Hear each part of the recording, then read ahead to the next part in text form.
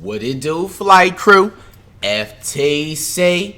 Flight team stand up! We got 8 unbelievable charts that will change the way you see the NBA by Jimmy High Roller. Let's get on to the video.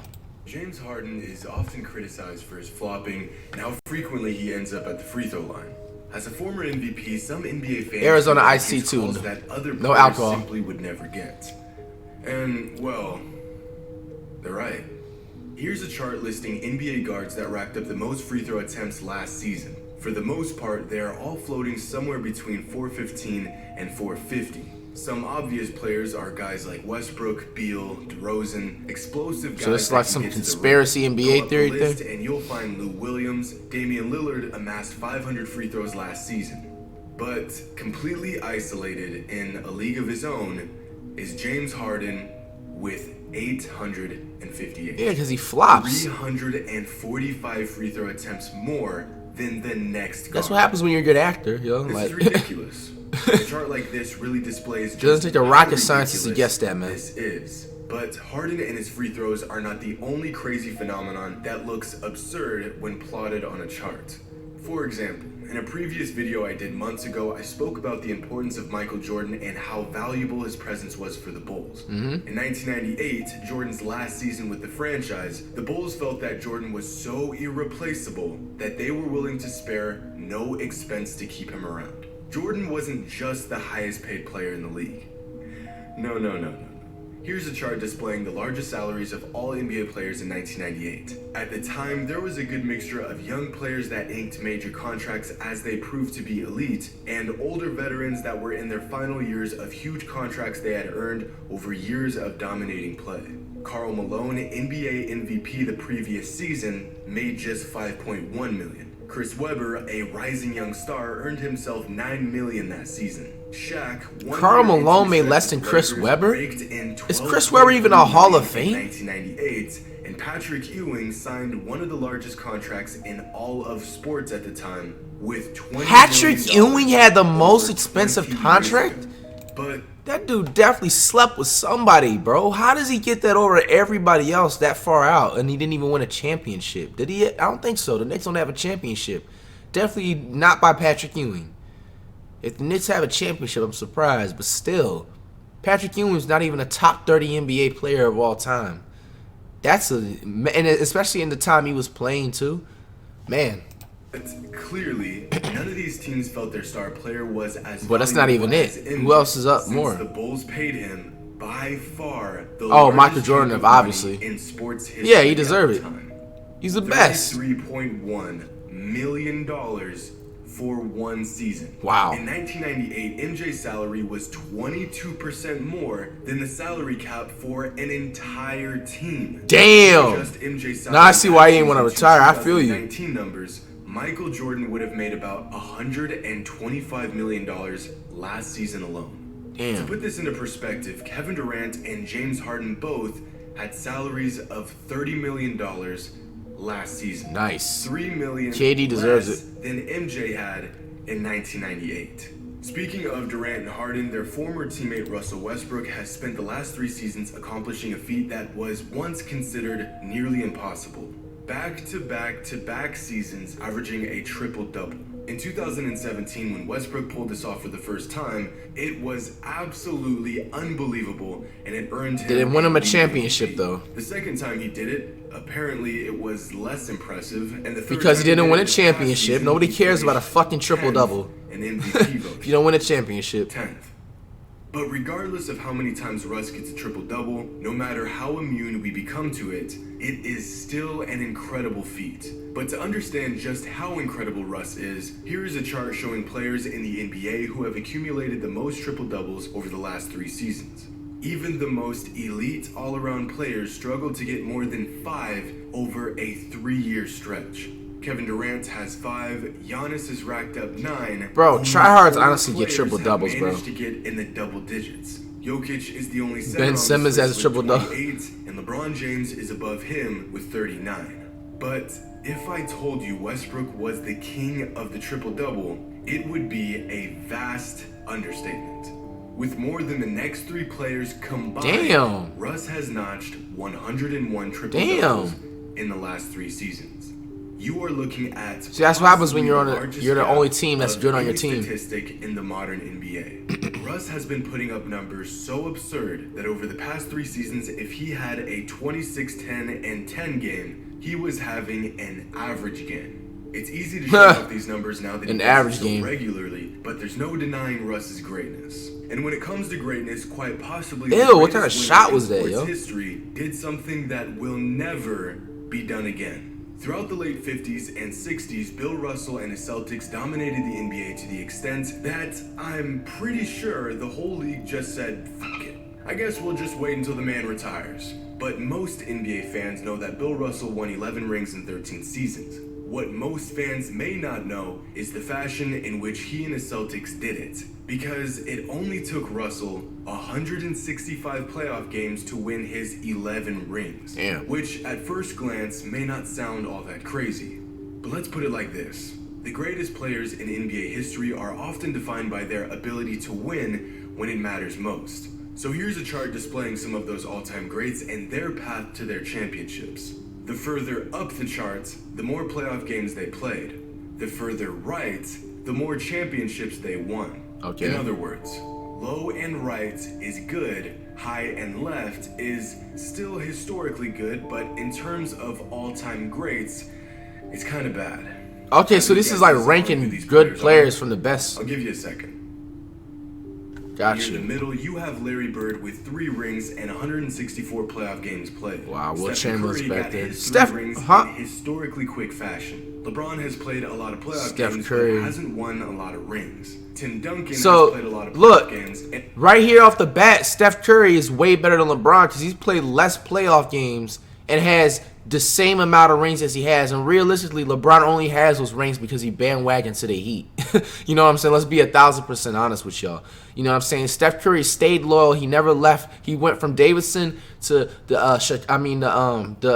Golden State Warriors. You know what I'm saying? And did not leave. He was literally loyal the entire time. You feel the kid? I like this chart right here.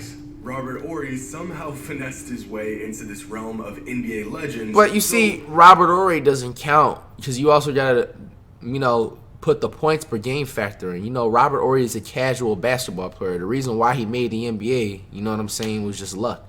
Dude doesn't deserve those rings at all, so.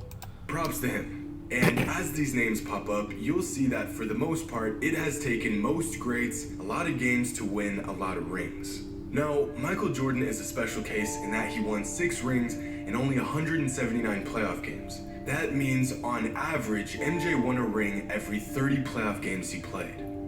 And then, there's Bill Russell. Very low and very right. Wow. With 11 rings in only Steph Curry's better than everybody these players in here. Which is except for Jordan. Impossibly low and right.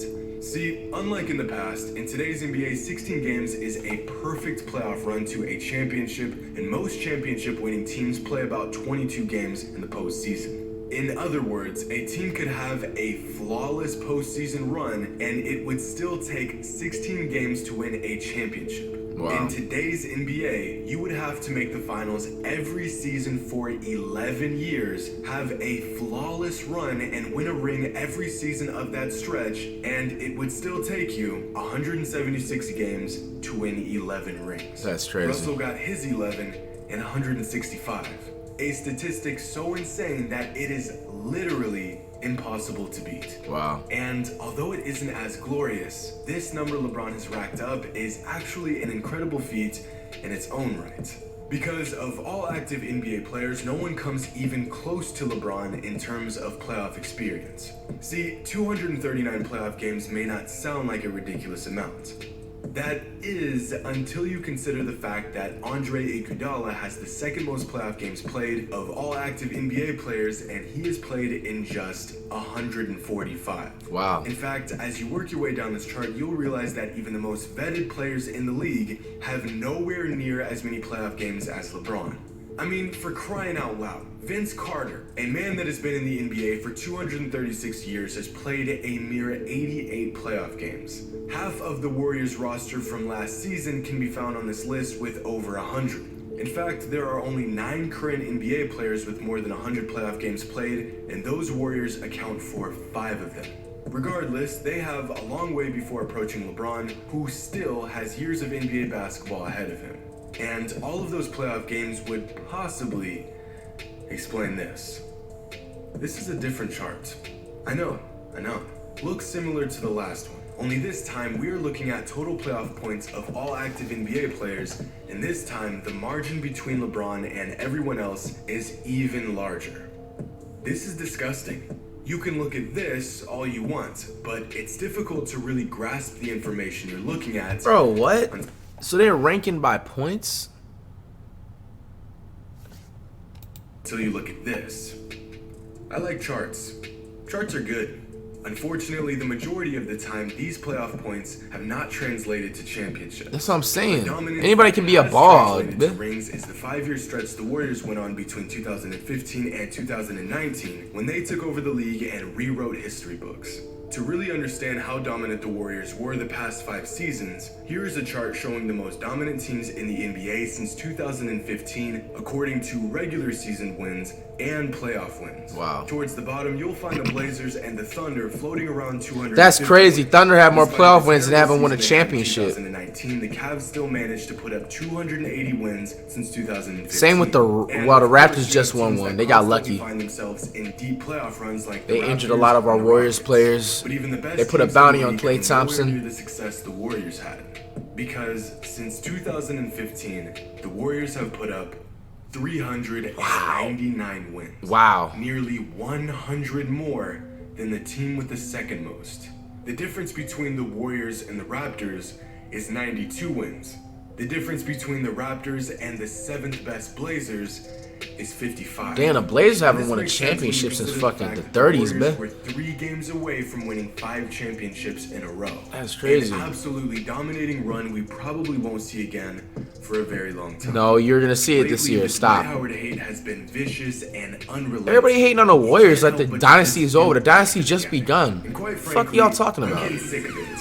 The Dwight Howard disrespect must come to an end. If you started watching the NBA in the last 5 years, you probably know Dwight Howard as a soft, talented, but compromised big man who has more talk surrounding him off the court than he does on it. But a decade ago, Dwight Howard was a monster. If you didn't get the privilege of watching this man in his prime, do yourself a favor and YouTube it. Mans would give you 20 and 14 a night while being by far the best defensive player in the league. And for a moment, but just a moment, he even resembled a young Shaquille O'Neal.